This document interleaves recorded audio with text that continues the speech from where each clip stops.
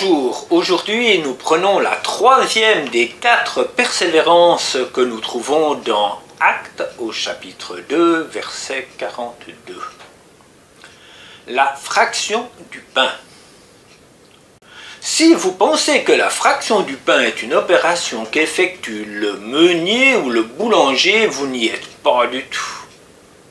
Ici, ce n'est pas non plus une manière de rendre grâce au début d'un repas. Dans la Bible, dans la première lettre écrite aux Corinthiens, au chapitre 11, verset 24, la fraction du pain est étroitement associée à ce que l'apôtre Paul appelle repas du Seigneur et ce que nous appelons aujourd'hui Sainte Seine, c'est-à-dire Saint Repas. La condition pour prendre ce repas est simple. Elle n'est nullement basée sur une appartenance à une confession chrétienne particulière.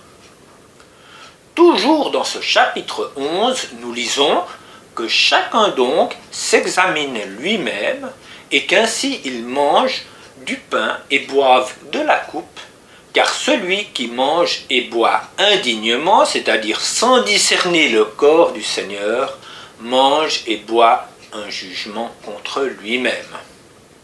En effet, toutes les fois que vous mangez ce pain et que vous buvez cette coupe, vous annoncez la mort du Seigneur jusqu'à ce qu'il vienne.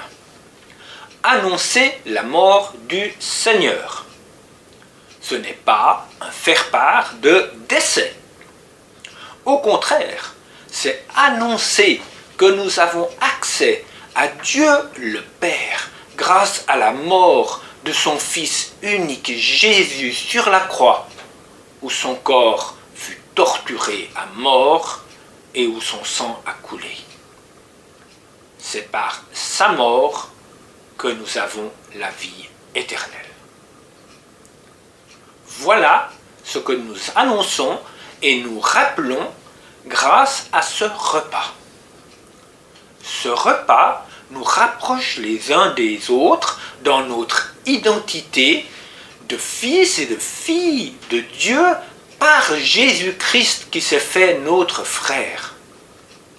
La communion n'est pas seulement verticale entre Dieu et nous par la croix, mais aussi horizontale entre tous ceux qui ont part au même pain et qui boivent à la même coupe sur toute la surface de la terre.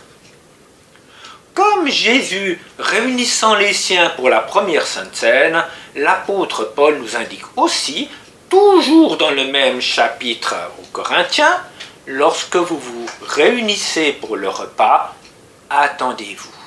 C'est Jésus qui nous rassemble encore aujourd'hui autour de son acte de rachat. Alors, plus d'hésitation.